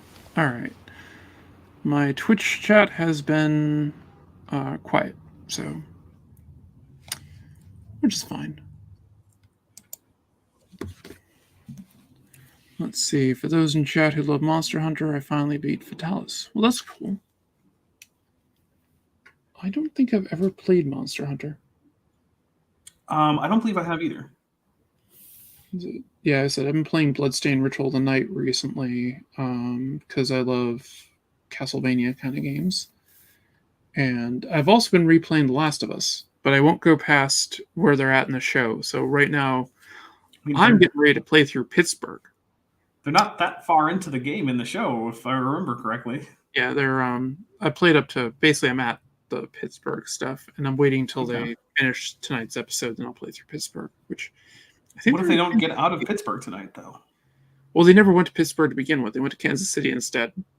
Yeah, but I mean, like they're doing the Pittsburgh bit. They're just changing the city. Yep, I think they're gonna get. My guess is they're gonna get out tonight. But I don't. I've already beaten the game, so this is a playthrough, a replay through. And it's more or less than playing through it just to remember the game and see what the differences are. Because I played it when it first came out on the PS3. I've only played a very little bit of it. Because I never actually owned a PS3, so like, I played a little bit of it with like on a friend's machine, and then I definitely didn't beat it. But like, I do have some fairly vivid memories, and the show definitely brought back some of those. Like, other than like the switch from a truck to a plane, like that episode 1 was really a lot like the opening of the game, and I was just like, this is like playing the game. Yeah, it was. It's very well done.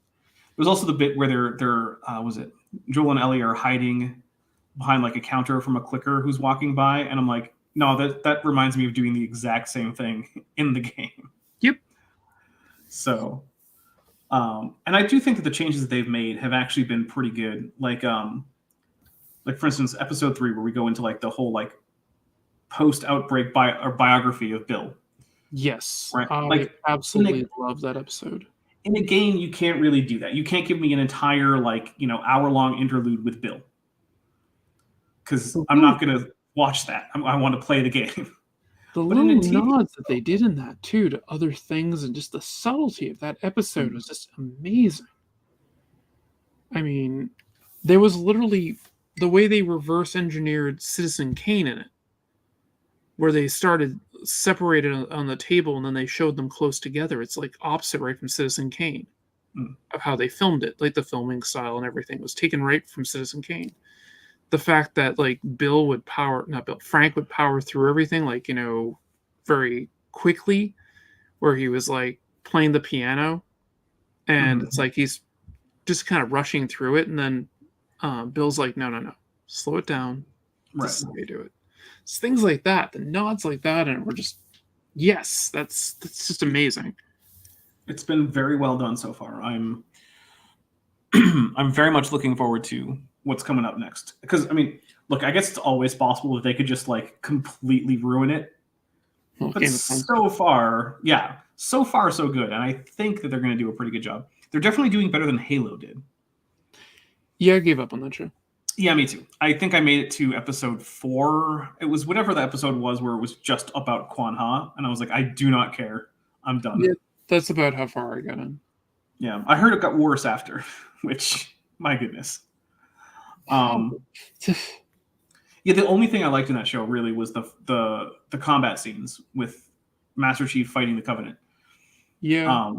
Because I thought those were pretty well done. The CGI was a little shaky here and there, but like overall, I liked it. Some people complained about the design for the elites. I don't mind it. I think visually the show did pretty well, but like from a storytelling standpoint, like no. Yeah, no, I'd agree with that. I like the way it looked visually, but I got bored with it. So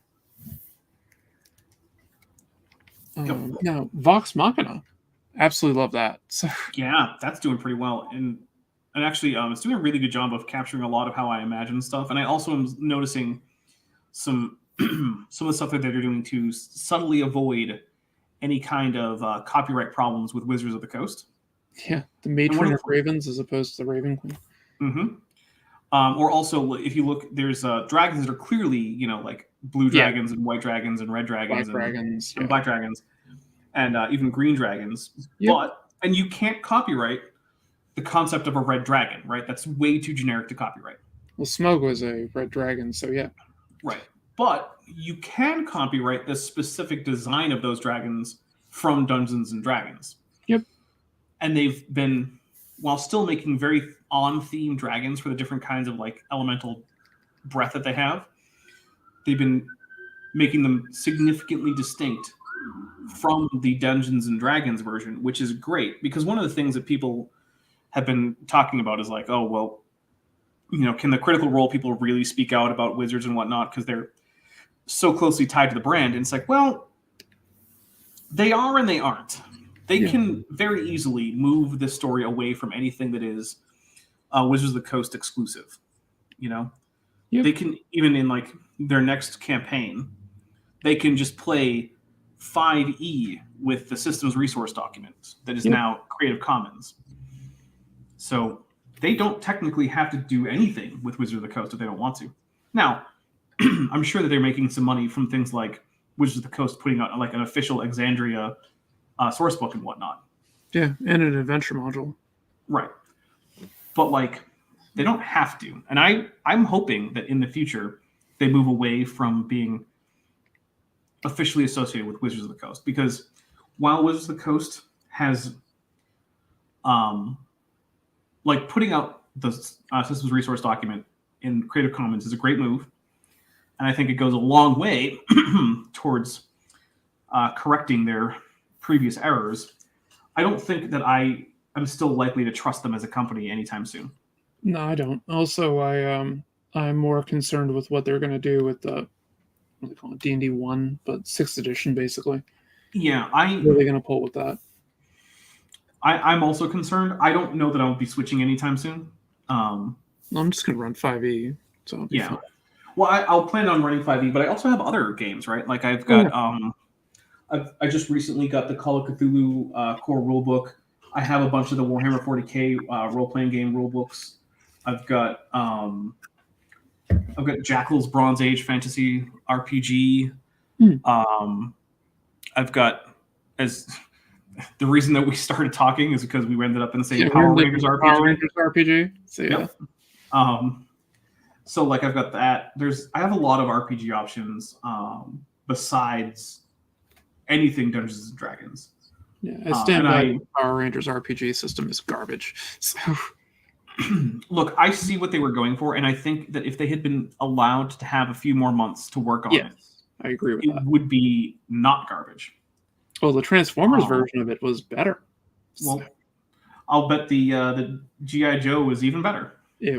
Well, the G.I. Joe was better than Power Rangers, and it seems like that was the other. Yeah. Then Transformers is this is what we were really trying to do. Right. Look, we all know Hasbro rushed that book out the door. Yeah, it was supposed to be a 5e book initially. Yep, and you can still see some of that in there. Oh god, yeah. And the fact that it's not is a little weird to me, just because what? You're Hasbro. That's your flagship gaming system for RPGs. Is 5e. So why are you doing a weird knockoff 5e thing? Yeah, because it clearly is a knockoff of 5e. Right. So yeah, although look, there are things that I like about it. Yeah, there's some interesting things. And I also think it does a good job of capturing the feel of being a genre role-playing game. Yeah. Because that's one of the things is genre role-playing games based off of already established IPs really have to make you feel like you're part of the story of that IP, right? Yep. So for instance, Star Trek Adventures has a lot of rules about doing very specifically Star Trek-y things. And that's very carefully detailed in how you make it feel like you're doing an episode of Star Trek. Mm-hmm. Similarly, the Power Rangers RPG has a lot of great stuff about this is what makes it feel like a Power Rangers thing, right? Ways to encourage teamwork and helping with, I think, the story point system, which they've taken from other genre RPGs, is always a great addition that can help you with keeping it feeling like more like a TV show episode than just a gritty, realistic RPG, which is not what I want from a Power Rangers RPG. Let's be honest. Yeah, no, I want Goofy. Yeah, but on the other hand, yeah, the balance is way off. The Zords are almost useless if you run them as written. Yeah. Which I don't know of anyone who is running them as written, honestly. No, my thought would be to use the Transformers rules and build them that way. Build them like a Transformer. But that could work. But yeah, like I have other RPG options besides Dungeons and Dragons. I play in a Monster of the Week game. There you go. I run a Fate game. Nice. I've run lots of Call of Cthulhu. I at some point I want to try some One Last Job. Because that always sounds fun to me.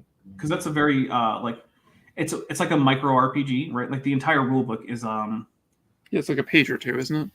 Yeah, it's something like that. I think I have it somewhere. Let me see if I can pull it up. I'm a big fan of Blades in the Dark.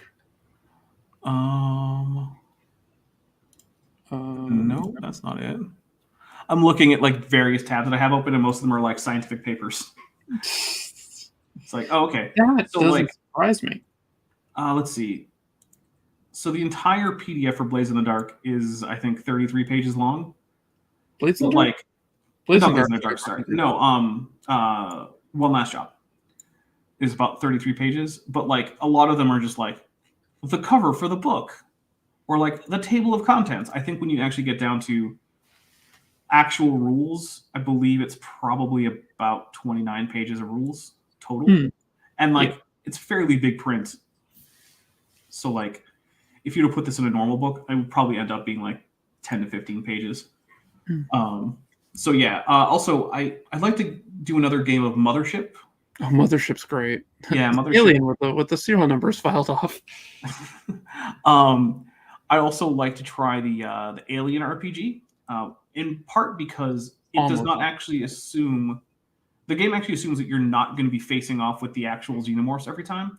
It's actually positioned itself as more of a broad sci-fi horror game set in the Aliens universe than a sci-fi horror game where every single day there's another xenomorph you got to go kill. Like that would get boring fast. If you want to do the movie version of it, then yes, you can definitely do that. But your characters most likely won't live through the expedition. So. Yeah, they probably won't. So, like actually, the Alien RPG core rulebook, and as well as I think one other book for it, are currently on my like Amazon wish list. PS Course is correct here. If the Transformers book only included the Combiner rules, which they don't yet, I'm willing to wait for those for the supplement book. But I mean, you can also kind of figure it out. Other than the weird distributing damage part of the Megazord rules from Power Rangers RPG, I actually don't think the Combiner rules are all that bad. But it's the fact that a lot of the attacks that are going to hit you if you're in a Megazord form actually end up causing more damage than if you weren't. That's the part that is very strange to me. And you know, Renegade Games have been like, "Oh, we're going to put out monsters that will make the rules make sense." It's like, guys, it's been a while, and you have not done it. Yeah. Also, the argument I got on their Discord server when I was just like, "Are you guys planning on putting out a monster book?" And they're like, "Do you realize how many monsters are in this?" I'm like, "Yes. I also realize how many monsters are in D&D, and they have a big book of monsters." Mm-hmm. So. Yeah, I'll be honest. The game devs have been frustrating, and I think part of it is that, their license only goes so far. Yep. And they only have so much resources to put into this one game. And my guess is that their White Wolf games are a bigger seller for them. Yeah, well, their card games and stuff like that, definitely. And that too, yeah. So, like, on the one hand, like, I get it. They can only support this so much. On the other hand, like, at least acknowledge the problems. Like, I've tried more than once to get a game dev from the Power Rangers RPG to acknowledge that their Zord rules are trash. And like, oh, no, they'll make sense. And I'm like, they just don't. If I play rules as written, there's no reason to ever summon Zords. No. It's much easier to kill monsters on foot, even after they grow big. It's like, but the Zords deal more damage. They don't hit often enough to actually deal more damage. Right. They deal more damage per hit, but not over time. It's like, but you could be more easily defeated on the ground. The monsters have a huge debuff to hit me if I'm on the ground. Yep. So, like, yeah, sure, if they hit, but they probably won't because, I mean, let's be honest, in that game, failure is a pretty frequent option anyway. Yeah, with the way the system's designed. Yeah. So, like, you miss a lot of the shots that you take, even when you have a good chance in the first place. So, like, it's, and they're like, oh, it'll make more sense once we release more monsters. It's like, well, that doesn't help me now. You have a game that's out right now, and it's mostly unplayable in terms of major aspects of the genre right now, which is why in the game that I run, for Power Rangers RPG, we don't use the rules as written. I have a modification to the rules. Yeah. So That's the time-honored RPG tradition. Make your own damn rules. right. And the thing is, I'm actually using rules that I've seen other people independently come up with, which means that they're better rules. Multiple GMs are coming up with the same rule things independently to improve upon the Zord rules, which means that's what the rules should probably be. Probably, yes. Yeah. So one of the rules that I do is like you get a damage reduction, or big monsters get damage reduction from human-sized foes. So your normal weapons, under normal circumstances, can't actually cause enough damage to pull off a health point from a giant foe. If you get a critical hit, then sure, you can probably deal some damage. I also lowered the buff that you get for attacking giant creatures, so you're not as likely to hit as you would have been otherwise, rules as written. And I lowered the debuff for hitting small, regular-sized creatures from gigantic creatures, so they're more likely to hit you. And So you're more likely to not want to fight them. Because the thing is, you got to realize people are going to they're going to optimize the fun out of anything if they can. Yep. And yeah, so like your players are eventually going to stop just summoning Zords because it's on theme when they realize that it's actually taking longer to defeat monsters. But yeah. Oh well. I'm hoping that, I don't think it'll happen, but I'm hoping that we get like a second edition of that game. That actually, yeah, that's the problem, is I don't think it's going to do well enough to warrant a second edition with updated rules. If anything, there might be another Power Rangers RPG that just doesn't use the Essence 20 system at all. Right. Oh.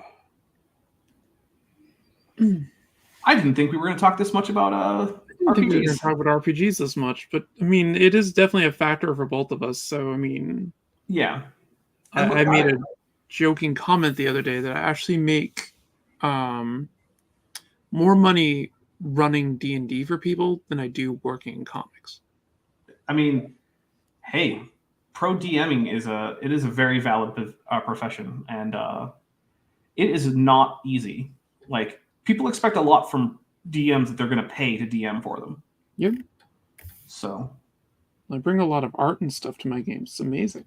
Nice. Yeah, I like to do that too, and I think that's an artist thing. Like, you know, we both do a fair bit of art, and yeah. So I mean, obviously you're working in very different media, but yep. I mean, I love the fact that you have your avatar moving around and stuff like that. Actually, talk to us a little bit about your avatar, because that's actually really interesting. Okay, so I made this avatar in Blender 3D, and so Blender 3D is an open source, free. Well, I mean, it's hard to make people pay for open source stuff, right? Because anyone can just put it up for free, right? So yeah, Blender 3D is an open source 3D like suite, right? You can do VFX in it. You can do modeling, texturing, compositing, rendering. Basically anything that you need to do with 3D, there's a fair chance that Blender at least can do it. It might not always be the best at it, but it at least can in most cases. And so, you know, when I created my channel, I wanted to have a distinct avatar, and I was already getting into, or I'd already been into a lot of like 3D stuff and learning how to use Blender and stuff like that. So this is actually the second avatar I made. The first avatar didn't last very long because the computer it was on kind of broke, and I didn't really have much luck recovering the files. So when I made this one, I first started out with some skeletal reconstructions of Ceratosaurus nasicornis, to get like the proportions and like the approximate like soft tissue stuff. And I started by just box modeling out the outline of the Ceratosaurus based on the skeletal reconstructions. Then I went in with a sculpt tool and I sculpted in a lot more of the anatomical detail. I bulked out like where there should be muscles, like where the scapulae are, stuff like that. Differentiated like the metatarsal bones. You can barely see it, but it's there. There's definition to the metatarsals, things like that. Folds on like the toes and fingers and whatnot. I also added in, as sculpted, all of the various scutes that you can see as little white bumps on the avatar. Made fairly simple but distinct teeth for everything. Then I went in and I took the same mesh that I was sculpting on, but with only the base actual the base mesh, because I was using what's called a multi-resolution modifier, which dynamically subdivides your actual model and then allows you to make modifications on the subdivided model that don't get necessarily reflected on the base mesh. So I unwrapped that base mesh and I did a lot of texture painting on it. And then I also baked out a lot of things like displacement maps and normal maps and stuff from the high detail version. And then for the final actual use in rendering, I don't actually use the high detail version. I actually use the base mesh with a simple subdivision on it. And then I use the displacement mapping and the normal mapping to fake a lot of the detail that you see. So a lot of the detail you're seeing is actually not there physically in 3D. It's just fancy tricks with texture maps. Right. And then I rigged it actually with a rig. I modified a rig that I had purchased. So, because I'm not a great rigger, if I'm being honest. Rigging is an art to itself. It really is. I'm a passable rigger. I've become better since I made this guy, and I can kind of rig characters. I actually have a dragon rig for a crystal dragon that I'm reasonably happy with. It actually has a fair few fancy things. Like I have one bone that controls whether the wing fingers are extended or not, and when they're retracted, like the wing membrane actually droops somewhat realistically as a result, and whatnot, and all that happens automatically. I'm pretty happy with that. I think I saw your dragon on one of your episodes, or a dragon in one of your episodes. Yeah, actually, I think so every month I update my end credit scene for like when I have my patron names and whatnot in it. Mm-hmm. And it's always a different scene. And so I think December featured the dragon, and this month also features that same dragon. In December, it was just flying across a snowy mountain landscape, and this time it's in a cave, and it's shooting lightning at the names that scroll up the screen. Oh yes, I did see that. Yeah.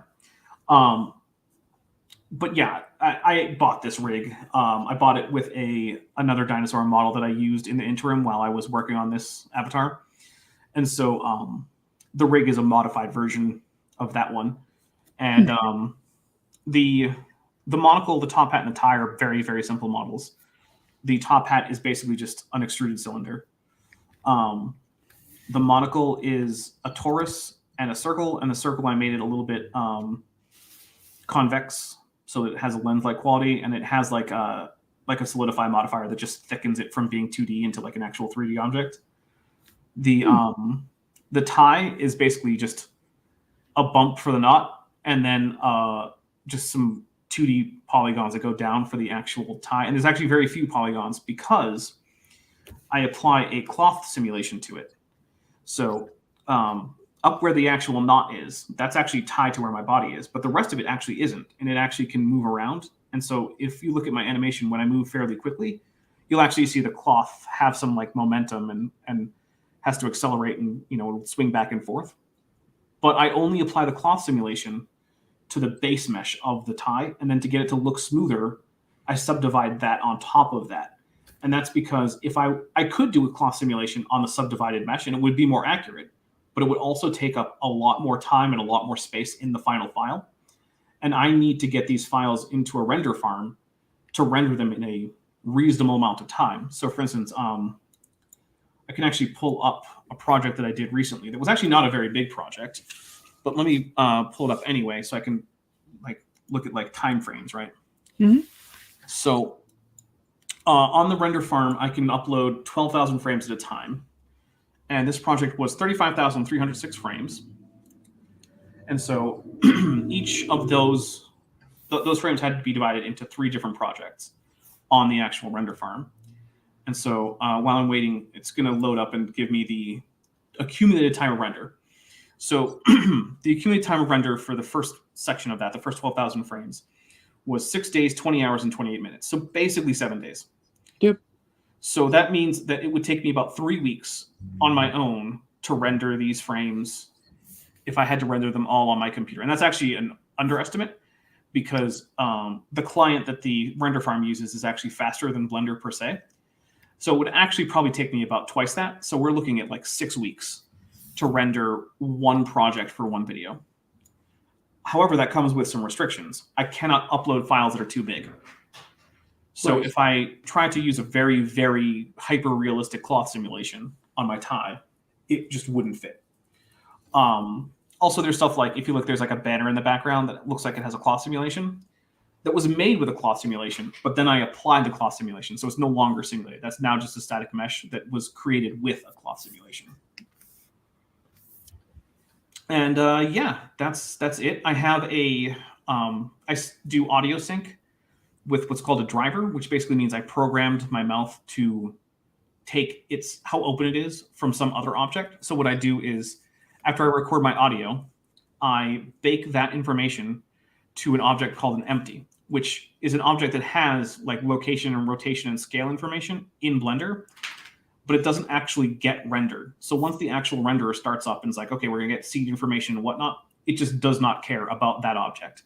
That object essentially doesn't exist visually. So what I do is I give the vertical position of that object the data from my audio file. So whenever I'm louder, that object moves up off the floor. And then I use an equation to take that 0 to 1 height information and apply it to the rotation information for the bone that controls my jaw. That's so cool. So yeah, so it used to be that what I had to do before I figured out how to do that was I would bake all that information to the jaw, then I would have to invert it so that the jaw would open more when I was loud rather than like going up into my face. And then I would have to scale it so that it didn't open too much or close too much. But now I have it all sorted out so that all I have to do is bake that information to the empty. And there you go. My audio sync is done. Oh, I like those that like starburst. Yeah, that would be fun to throw them into the background. So yeah. Yeah, I know. Halo Ronin, sorry. In fact, this isn't a CGI avatar. It is not actually a real dinosaur. Not actually a real dinosaur. Oh. I know. Disappointing, isn't it? Yep. You really were, Halo. Yeah, this is something I like to do to add in. I have a bunch of pre-made basically speedline type of effects in there, and I throw them in to help push the character. Oh, I do similar stuff. I have a bunch of files for Blender where it's just like, this just has some materials that I like that I can toss onto something. Or this has like a geometry node setup that can turn things into other things. Like, actually, to my $10 and up patrons, when I make new procedural materials or geometry node setups, I'll often upload them to them. And the one I did most recently was I had cause to make text look like it was made out of poop. So they got a procedural poop geometry node setup and a procedural poop material. That is awesome. So now they can take any mesh in Blender and make it look like it's made of poop. That's fantastic. So what I just did is I added a noise layer in. And now so if I have it set to overlay. Okay. That's it there. So I'll set it to overlay. And when I color it, it'll start to look like I actually did it with colored pencils. Very neat. So I'll give kind of a hand-colored aspect to it. Yeah. Which I don't think I'm going to get to coloring it today, since we are coming in on at the 5 o'clock hour, and I generally most only like to go about 2 hours. It actually took me a lot longer to ink this than I thought it would. Well, you put in a lot of detail. Yeah, I did it very detailed. I mean, I've been trying to adjust my style a lot lately to get a little bit more of a Western feel with it because I have a very manga style. So I've been making changes as I go to. I'm still gonna have my manga influence, but I wanted to capture a little bit more. Makes me a little more marketable. Yeah, I mean, having more than one style really does help. And actually, I've been getting some like the itch to do like another character, like maybe a monster design or something. I really like making various animals and monsters and whatnot. So this is a piece I've been working on. Oh yeah, you showed me that. I really like that. The Joel and Ellie. Yep. Or you said random Star Wars character, according to somebody. Well, here's the thing about random Star Wars characters. What does a random Star Wars character look like that's a human? It's just someone who's wearing some leather. That's it. Yep. That's all it is. Although I did once tell my mom that she was dressed like Han Solo and she did not like it. And then I pointed out, like, okay, but you've got the boots. You've got like the vest over it. You've got the light colored shirt under it. You've got the tan pants. Like, what do you want from me? You're dressed like Han Solo. Yeah. She said, no, I'm not. Like, okay, sure. So I had no idea how much detail was on the monocle. You should do a video video that's an awkward close-up. Oh, okay. So here's the fun thing. In Blender, you can name objects for ease of reference, right? So like that way by default, I mean everything's like named like shape name with a number, but you don't want to have an actual scene that's just like cube 0001 or cube 000, like just going on over and over and over, because what does that mean? So ideally, you give every object in your scene a meaningful name that will tell you what it is when you try to look back at your scene. Yeah, same thing with what I'm working with. Right. My monocle has the object name Monocle Lewinsky. That's the original. Oh, okay, nice. Well, that's very cool. But yeah, my monocle, the object name in Blender is Monocle Lewinsky. That's awesome. Yeah. That's hilarious. It makes absolutely no difference to the final product. It's just there for me, and I almost never even look at that because, like, I don't move the monocle; it stays attached to my face. Yeah, but it's there. If you were to look at my actual files that I use to render these scenes, Monocle Lewinsky is right in there. I love that so much. All right, so Dapper, where can they find you? So the most prominent place you can find me, of course, is the channel Dapper Dinosaur. If you look for Dapper Dino, you might find a green T-Rex with a top hat who does coding tutorials. From what I've seen, pretty good coding tutorials, but also not me. That's a different guy. You can also find my off-topic channel under Top Hats, is one word, off. That is where I do. That's where I stream every other week. Ideally every other week, my Power Rangers RPG actual play called Power Rangers Jungle Beasts, where we have a Jaguar Ranger, a Spectacled Bear Ranger, an Amazonian River Dolphin Ranger, a Feathered Serpent Ranger, and a Black Cayman Ranger. And we are fighting off the forces of Lord Claw, who has come to take the grid crystals that are charged with Morphin Grid energy for his own uses. We are currently in the middle of a two-parter where our Yellow Rangers, we started off with our Yellow Ranger having an update on the medical condition of his mom, which is not going too well, so that's a bit of a dramatic thing there. And we are also in the jungle looking for one of these crystals while the foot soldiers of Lord Claw are also interfering. There was a diplomatic incident with a tribe in the Amazon, because it's where the jungle is.